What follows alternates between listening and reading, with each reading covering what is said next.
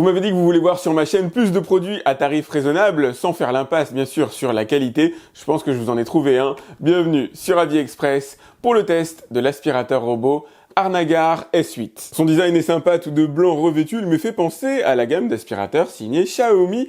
Il fait 35 cm de diamètre pour un peu plus de 3 kg. Mais ce qui fait son véritable charme, évidemment, c'est une combinaison entre un prix qui défie carrément toute concurrence. Je vous ai mis le lien dans la description pour aller voir combien il coûte à l'heure actuelle, et la présence d'un télémètre laser. Je vous en parle à chaque vidéo, le lidar c'est ce qu'il y a de mieux pour permettre à l'aspirateur de se repérer dans l'espace. C'est lui qui va cartographier l'ensemble de votre maison, vous permettre d'interagir avec cette cartographie et assurer que l'aspirateur passe absolument partout. En complément de ces technologies, vous avez des détecteurs infrarouges situés à l'avant et sur les côtés de l'aspirateur. Vous allez retrouver sur la partie supérieure le bouton de démarrage automatique, de retour à la base de chargement, un petit bumper ici pour l'inviter à changer de trajectoire s'il rencontre un meuble et un petit caoutchouc pour venir le protéger. Il existe en deux versions, la version S8 que vous avez ici, qui est la moins chère, avec une base de chargement somme toute assez classique, et bien sûr une version avec collecteur de poussière externe, qui doit coûter 80 € de plus, ce qui est déjà assez exceptionnel en matière de différence tarifaire, par rapport à ce qu'on peut avoir sur les marques un peu plus haut de gamme, qui en règle générale facturent leur collecteur de poussière beaucoup plus cher. Sur la partie inférieure, on retrouve du classique, 4 détecteurs de vide pour éviter que le robot ne tombe dans les escaliers, des roues avec un débattement permettant de monter des seuils de porte d'environ 2 cm, bien sûr brosse rotative qui alterne des poils souples et réglettes en caoutchouc, autres réglettes en caoutchouc pour éviter que les saletés passent au travers des mailles du filet. Le tout est suspendu, c'est très bien fait et bien sûr démontable afin que vous puissiez nettoyer la brosse. À l'arrière se trouve le réservoir à eau claire et à poussière, donc l'aspirateur est en mesure de laver et d'aspirer en même temps. Compartiment à poussière qui fait 300 ml, compartiment à eau qui fait 250 ml. Le compartiment à poussière est pour moi une invitation à prendre la base de déchargement. Évidemment, vous pouvez voir déjà, je l'ai pas mal utilisé ici. Je disais que c'est une invitation à prendre la base de déchargement tout simplement parce que 300 ml c'est relativement petit. Effectivement, l'aspirateur sera plus à son aise avec un collecteur de poussière externe et vous aussi. Ce qui n'est pas petit par contre, c'est sa batterie, énorme batterie de 5200 mAh à l'intérieur, c'est très étonnant. C'est ce qu'on va retrouver dans les hauts de gamme du marché, permettant à l'aspirateur de fonctionner pendant 4 heures. Et donc de nettoyer au grand minimum 200 mètres carrés au sol. C'est tout simplement énorme pour un aspirateur à ce prix-là. Et on a aussi une grosse puissance de succion à l'intérieur puisqu'il développe du 3000 pascal, 3500 pascal. Vous en savez au moins autant que moi sur la partie théorique. On va le voir fonctionner maintenant. Allez, c'est parti pour le démarrage de l'aspirateur. On va voir comment il se comporte. Je vais préparer quelques obstacles, mais surtout on va étudier sa manière de se déplacer dans l'espace, de repérer les différentes pièces. Et dans cet horrible parcours d'obstacles, comme toujours, je lui ai mis Bowser face à lui pour voir s'il serait en mesure de le détecter. Et sans aucun étonnement, il ne l'a pas détecté évidemment. Alors il ne va pas détecter la chaussette que j'ai mis sur le sol et il ne va pas détecter le câble non plus. Donc je vais aller l'aider, je vais retirer tout ça. C'est juste pour vous montrer les limites de ce genre d'aspirateur qui certes sont efficaces pour se repérer dans l'espace grâce à leur télémètre laser, mais ne permet pas de repérer les objets de moins de 10 cm de haut. Le vrai avantage des aspirateurs robots à télémètre laser n'est donc pas la détection d'obstacles, en tout cas de petits obstacles, mais bel et bien le repérage dans l'espace, et effectivement ça va être son fort à lui. Il va aller visiter l'intégralité de votre maison, appartement, et comme vous pouvez le voir, il va commencer par détourer la pièce, c'est-à-dire aller nettoyer les plinthes et les bordures, et il le fait très bien. Regardez de quelle manière il a repéré alors mes meubles de cuisine qui font plus de 10 cm de haut forcément, et il est en train de longer le mur absolument à la perfection, tel que seul un aspirateur à télémètre laser est en mesure de le faire vraiment efficacement. Par contre, ce télémètre a des limites. Alors là, je lui ai retiré les rideaux que j'avais sur le sol parce que je sais qu'ils vont se prendre dans la rotative, ça lui est déjà arrivé. Et je sais aussi qu'il ne sera pas en mesure de voir, de détecter les pieds de chaise et les pieds de table qui font certes plus de 10 cm de haut, mais qui sont trop fins pour que le détecteur laser soit en mesure de les repérer et trop fins pour que les capteurs infrarouges situés sur le devant et sur les côtés de l'aspirateur robot lui permettent d'esquiver tout ça. Ça n'empêche pas d'être relativement quand même efficace. Il a une belle danse circulaire autour de ces zones-là lorsqu'il va détecter un pied de chaise par exemple. Il a une belle petite danse normalement autour de lui. Regardez, vous allez voir comment il contourne le pied. Il est très efficace à ce niveau-là. Et ça, c'est bien la marque d'un télémètre laser. Mais il n'est pas omnipotent non plus. Tenez, regardez, ça va être marrant de voir dans quelle mesure il détourne le pot de fleurs ici. Il devrait effectuer une belle petite danse arrondie autour de lui. Il est doué, hein. Il gère son empattement à la perfection. Là, ça va être marrant de voir s'il détecte les rideaux. Donc je sais que tout à l'heure je vous ai dit qu'il n'était pas en mesure de détecter les rideaux, alors que là, de toute évidence, il le fait. Je parlais des rideaux qui traînent sur le sol, exactement comme un câble ou une chaussette qui traîne sur le sol, il ne va pas le détecter. Là, des rideaux qui pendent et ne touchent pas le sol, il est en mesure de voir le voilage et donc de l'esquiver. Et là, effectivement, il a suivi les voiles du voilage. Il est très très doué en matière de détection, on va dire, de gros obstacles, encore une fois de plus de 10 cm de haut, de repérage dans l'espace. Franchement, il est bien. Pour un aspirateur à ce prix-là, on a exactement le même niveau de technologie qu'on va retrouver dans un aspirateur, alors je ne vais pas dire plus haut de gamme, peut-être gamme équivalente, mais sans aucun doute plus cher. Et comme pour tout aspirateur robot à télémètre laser qui se respecte, une fois qu'il a détouré la pièce, qu'il a nettoyé les plinthes, il va effectuer des va-et-vient dans les zones qu'il n'a pas encore nettoyées. Donc là, c'est le centre de mon couloir, donc ces va-et-vient sont un peu restreints, mais après, il va le faire à l'intérieur du salon. Et regardez, là, c'est clairement étonnant. Alors, j'ai coché à l'intérieur de l'application une case qui permet d'activer le nettoyage en Y. En règle générale, c'est le lavage des sols qui se fait en Y. Mais là, il applique cette méthodologie-là aussi à l'aspiration. Alors, pourquoi pas? En termes d'efficacité, je ne pense pas que ce soit fondamental. Donc, pour mes tests à venir, je décocherai cette case-là. Mais c'est assez intelligent puisque de toute façon, ça va être ce qu'il y a de plus efficace puisqu'il va repasser 2 fois sur un endroit dans lequel il est déjà passé, assurant véritablement de tout ramasser. Ça, j'avoue, c'est génial. Par contre, effectivement, le lavage, en tout cas le nettoyage des sols, l'aspiration, là, va prendre beaucoup plus de temps si vous activez le Y. Pour moi, le Y, c'est à réserver en mode lavage de sol. Et tenez, regardez, vous pouvez voir son parcours s'afficher sur l'application en live, en direct. Donc, c'est les petits traits verts, j'espère que vous les voyez, que vous avez à l'intérieur de la maison. Là, il est à côté de mon meuble télé à ce niveau-là et il effectue bien son nettoyage en Y. Sachant aussi que vous pouvez le déclencher depuis l'extérieur de votre maison en 4G ou en 5G. C'est ce que j'ai fait tout à l'heure. J'avais oublié de le lancer le matin et je l'ai lancé directement alors que j'étais en train d'emmener mon fils à son école. Et une fois son nettoyage terminé, il va retourner se charger à sa base. Donc la base, vous l'avez en haut de l'image. Il s'en sort en règle générale correctement. Ça lui est arrivé quand même 2-3 fois d'avoir des hésitations. Mais bon, globalement, ça devrait aller. De toute façon, vous allez le voir en live aller se recharger. Alors, sachant que si vous avez le collecteur de poussière externe, évidemment, il ira vider son bac à poussière de manière totalement automatisée. Là, comme j'ai vraiment la version la moins chère qui existe sur le marché, il va juste aller se charger et vous devrez vider le collecteur à poussière vous-même. Collecteur qu'il faudra vider tous les, je sais pas moi, à peu près 2-3 utilisations. Il est relativement petit, mais bon, 2-3 utilisations, ça devrait aller.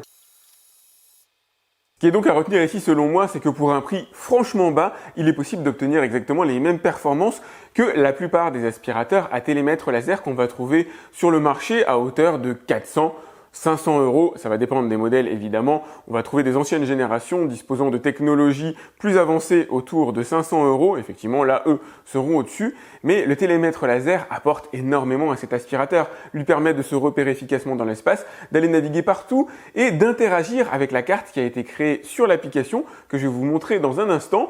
La seule limite, c'est la détection d'obstacles qui aujourd'hui est réservée de manière générale à des aspirateurs plus haut de gamme, plus chers. Voilà la cartographie qu'il a réalisée de ma maison. Je vais pas laisser accès à toutes les pièces, je suis en plein réaménagement. Donc vous pouvez voir ici mon salon avec l'îlot central, le canapé d'angle, le couloir, l'accès à mon bureau, la salle de bain que je lui ai laissé nettoyer. Ici, vous allez voir les différentes fonctions accessibles. Donc, vous allez pouvoir lui demander de nettoyer une pièce précisément. Par exemple, la salle de bain, pourquoi pas. D'ailleurs, de fusionner ces deux éléments qui correspondent à ma salle de bain en complet. Nettoyage localisé, nettoyer directement ce qui se trouve autour de la base ou dans un périmètre de 1,80 m par 1,80 m que vous allez pouvoir déplacer sur la cartographie. Mais autant utiliser la fonction zone dans ce cas-là. Vous dessinez le rectangle qui convient à l'endroit que vous voulez nettoyer, on fera le test tout à l'heure. Ici, vous allez trouver un instantané du dernier nettoyage qu'il a réalisé. Donc bon, là, 0 m² pour le coup, je l'ai lancé, je vous montrerai après ce que ça donne. Une batterie restante 56%, temps de nettoyage, on est sur 0. Donc normalement, vous allez trouver l'historique. Voilà par exemple le nettoyage qu'il a réalisé ce matin chez moi et vous pouvez voir grâce au petit trait ici qu'il est passé absolument partout. C'est ce qui va vous permettre de contrôler que réellement il est allé dans tous les coins et les recoins. La raison pour laquelle il n'a pas nettoyé cet endroit-là, c'est parce que c'est le bac de douche et je lui ai pas laissé l'accès. Vous allez pouvoir bien sûr éditer la cartographie, la modifier, comme par exemple fusionner les deux pièces qui se trouvent ici. Donc vous allez aller dans éditer. Je vais commencer par diviser le couloir qui a été fusionné avec une partie de la salle de bain et ensuite je vais fusionner ces deux endroits-là qui correspondent à ma salle de bain au complet. Après, il est possible de déterminer des zones interdites. Vous savez que s'il y a des zones difficiles chez vous pour lesquelles l'aspirateur on va avoir des problèmes, donc on va faire une zone sans aspiration. Hop, voilà, donc je vais prendre, je sais qu'ici j'ai des rideaux au niveau du sol et que l'aspirateur va avoir du mal, il va se prendre à l'intérieur des rideaux. Donc je vais lui interdire cet endroit-là. Et idem, si vous avez une zone avec tapis, vous allez pouvoir lui interdire d'aller notamment passer la serpillière pour éviter d'humidifier le tapis. En cas de besoin, vous pouvez créer une limite virtuelle. Là, j'ai la buanderie à ce niveau-là. J'ai pas forcément envie qu'il y aille parce que c'est pas la zone la plus simple d'accès. Et donc, vous pouvez tracer une ligne comme ça. Parmi les paramètres supplémentaires, vous avez la programmation du nettoyage. Lui dire d'aller nettoyer du lundi au vendredi à telle heure et de ne pas nettoyer le samedi et le dimanche. La possibilité de le contrôler comme une voiture télécommandée. Ça peut être cool pour les enfants. En tout cas, moi, je sais que c'est assez sympa de le voir sous cet angle-là. Ici, vous avez les différentes langues d'utilisation. Je vais le mettre en français tant qu'à faire. Tout n'est pas extrêmement bien traduit, mais bon, on s'y retrouve. Là, vous allez pouvoir lui demander de faire 2 passages éventuellement au lieu d'un pour nettoyer votre maison. Vu la batterie qui est à l'intérieur, ça posera pas de problème. Le lavage en Y, alors ça, je vais l'activer. Il y a écrit Tongs Y. C'est très mal dit, mais c'est le lavage en Y. On en reparlera tout à l'heure. C'est assez efficace. Là, vous avez le nettoyage des bordures. Alors, il le fait de base, donc je vois pas trop à quoi ça sert d'aller causer cette cocher cette case. Ne pas déranger, ça peut être intéressant pour éviter qu'il s'allume et recommence une tâche qu'il n'avait pas achevée entre par exemple 10h du soir et 8h du matin. Si possible, personnellement, je préfère dormir. Vous pouvez partager l'appareil avec un autre membre de la famille qui pourra le contrôler. L'autoboost, ça c'est lorsqu'il détecte un tapis, il va accroître sa puissance de succion. Voilà, la base de vidange, comme moi je l'ai pas, ça va pas servir à grand chose, mais vous allez pouvoir programmer à quel moment ou à quelle fréquence il va se vidanger. Réinitialiser la carte, bon voilà, je le dis, enregistrement, on l'a vu tout à l'heure, maintenance des consommables, donc vous allez avoir l'état d'usure des différents consommables de l'aspirateur. Je vous rassure, hein, ça dure un sacré moment, le nom de l'appareil, j'ai laissé. Et les mises à jour, j'en ai déjà eu une depuis que j'ai reçu l'aspirateur. Allez, c'est parti pour mon cultissime test des 100 grammes de saleté à ramasser sur carrelage et sol dur. Voilà de quelle manière se présente le test. Donc ici, j'ai réparti beaucoup de choses vraiment costauds, hein, des moutons de poussière, du sel, du sucre, du bois, de la terre, du plastique, y compris des gros morceaux sur le carrelage. Il y a vraiment à boire et à manger. Et puis, j'en ai fait quasiment l'équivalent ici sur mon tapis. Et il y a même alors je pense que c'est un vieux Skittles maintenant, il commence à devenir très vieux. Ce test extrêmement difficile sera réalisé en puissance max et chronométré comme d'habitude.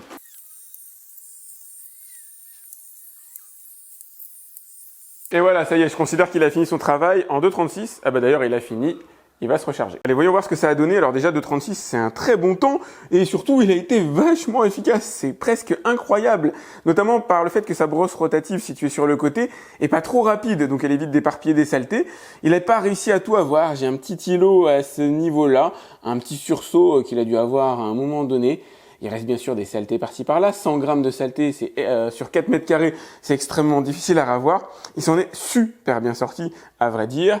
Un petit peu moins bien sur tapis. On voit qu'il y a quand même pas mal de particules assez fines qui traînent. Alors c'est pas forcément simple à voir avec ma caméra, mais là vous pouvez voir assez clairement ici qu'il reste quand même pas mal de saleté dessus.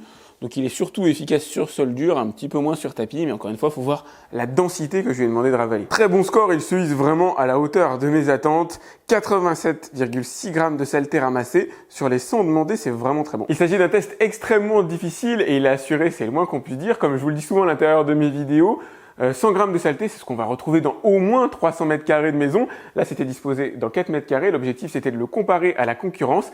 Et il fait au moins aussi bien que tous les aspirateurs qu'on va trouver à 2 fois plus cher sur le marché, incluant les marques Ecovacs et Roborock, on va dire les leaders actuels, sans venir flirter avec les très haut de gamme qu'on va trouver autour de 700-800 €, qui commencent à flirter avec les 92-93 grammes de saleté ramassée sur les 100 demandés. Allez, c'est parti pour le test du lavage des sols. Donc je lui ai mis de l'eau à l'intérieur, j'ai évité le détergent, en règle générale c'est pas recommandé. Et je vais aller lui fixer la serpillière que j'ai préalablement humidifiée. C'est pas fondamental, mais ça me permet d'aller plus vite. Et là, ce que je vais faire, c'est lui demander d'aller nettoyer une zone localisée. Donc j'ai dessiné un rectangle à ce niveau-là, pas très loin de mon canapé et de l'armoire que vous avez ici. Et on va voir comment il se repère dans l'espace en même temps que voir sa technique de lavage. Allez, c'est parti. Donc il a bien repéré la zone à nettoyer. Et ce qu'il est en train de faire, c'est de la détourer. Donc il va créer un rectangle qui équivaut au rectangle que j'ai dessiné directement sur l'application. Commencer par nettoyer ces bordures-là. Et après, il va s'attaquer à la partie centrale. Alors, j'ai pas été sympa, je lui ai étalé des saletés sur le sol à la main assez fortement. Ça se voit pas forcément à la caméra, mais c'est de la terre que j'ai quand même bien imprégnée sur le sol. Ça va être assez dur à déloger, mais il dispose d'un système de nettoyage qui est parmi, alors, façon de parler, les plus efficaces, en tout cas pour les aspirateurs, on va dire entrée-milieu de gamme. C'est le nettoyage en Y. Ça coûte pas plus cher à la marque et ça permet à l'aspirateur de passer plusieurs fois au même endroit Et ça, c'est assez génial, parce qu'en règle générale, quand les aspirateurs font uniquement des va-et-vient, ils laissent traîner la serpillière derrière eux, qui passe une fraction de seconde sur les saletés, c'est pas suffisant pour les déloger. Là, au moins, il a une chance supplémentaire, même s'il faut garder en tête que ce n'est pas un détachant. C'est un aspirateur qui va enlever les particules fines de surface, les poussières qui ne sont pas passées à l'aspiration, des petites choses comme ça. Mais il ne va pas être en mesure de récurer, de détacher, il ne va pas être en mesure de virer une vieille tache de confiture ou autre chose qui nécessiterait un passage classique à la main. Je vais essayer de vous montrer de manière la plus objective possible comment il s'en sort. Regardez la tache qu'il y a ici en centre de plan et on va voir s'il arrive à l'enlever. Et il s'en sort bien, pour l'instant il s'en sort vraiment bien. Il est parvenu à enlever déjà les taches qu'il y avait sur les zones sur lesquelles il est déjà passé. En même temps il aspire, donc il va virer aussi la terre qui peut traîner sur le sol. Et ce qui m'intéresse moi c'est surtout les taches. Et il s'en sort carrément bien. Je ne dis pas qu'il va retirer 100%. Mais à vue de nez, il reste rien, il reste quasiment rien, non, il reste même rien. Hop. Là, regardez par exemple ici, j'ai une vieille tache, celle-là, il ne va pas être en mesure de la désincruster, de l'enlever. Elle n'a rien à voir avec la terre que je lui ai mis maintenant, qui était fraîche, mais sèche. Non, il est bon, il est vraiment bon. Pour un aspirateur à ce tarif-là, il n'y a pas mieux, hein, ça c'est sûr. Faites-moi confiance, il n'y a pas mieux sur le marché à l'heure actuelle. C'est une certitude absolue. Et surtout, il va faire mal à la concurrence, même plus cher. Génial, ce qu'ils ont fait chez cette marque qui m'est totalement inconnue, Arnagar, j'ai même du mal à en prononcer le nom, c'est top. Et encore une fois, quand il aura fini son nettoyage, c'est-à-dire dans quelques secondes, il va retourner se charger. Et pour vous, il faudra penser à retirer la serpillière parce qu'elle est humide. Et si vous la laissez décanter là-bas lorsqu'il est sur sa base de chargement, tout simplement, elle risque de moisir, en tout cas de générer des mauvaises odeurs. Les aspirateurs robots n'en sont pas au stade où ils sont en mesure de sécher leur serpillière eux-mêmes. Tenez, regardez, comme la serpillière est grise, il est assez difficile de voir le niveau de saleté qui a été ramassé. C'est un petit peu dommage, il aurait fallu une serpillière blanche pour que ce soit peut-être un peu plus visible par vous, mais on peut voir quand même il y a un certain halo ici qui correspond à la terre qui a été ramassée en priorité par cette zone-là. Croyez-moi, la serpillière est sale. Et voilà le résultat sur le sol après passage. Vous pouvez voir encore le rectangle que j'avais dessiné sur l'application qui est matérialisé par la trace d'eau au sol et vous pouvez voir que la terre que j'avais mis tout à l'heure a totalement disparu, y compris la terre que j'avais vraiment frottée à la main. J'avais espoir, en testant cet aspirateur robot, de vous trouver un bon rapport qualité-prix et j'ai trouvé un très bon rapport qualité-prix, c'est le moins qu'on puisse dire. Il est capable de tout faire comme des aspirateurs qui vont coûter 2 fois plus cher disponibles à l'heure actuelle sur le marché. Que ce soit dans les grandes marques, les marques concurrentes, les technologies concurrentes, il se positionne bien absolument partout. Sa seule limite, c'est la détection d'obstacles inférieurs à 10 cm, mais c'est la même limite qu'on va retrouver pour tous les aspirateurs concurrents, sauf barre de 400 €, le dernier que j'ai testé de chez Yidi à 400 € ou un petit peu moins, est en mesure de commencer à avoir un peu plus de finesse sur les objets d'environ 8 cm.